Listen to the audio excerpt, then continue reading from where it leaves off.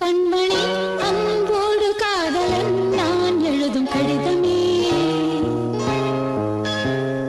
பொன்மணி உன் வீட்டில் சௌக்கியமா, நான் இங்கு சௌக்கியமே. உன்னை எண்ணி பார்க்கையில் கவிதை கொட்டுது, அதை எழுத நினைக்கையில் வார்த்தை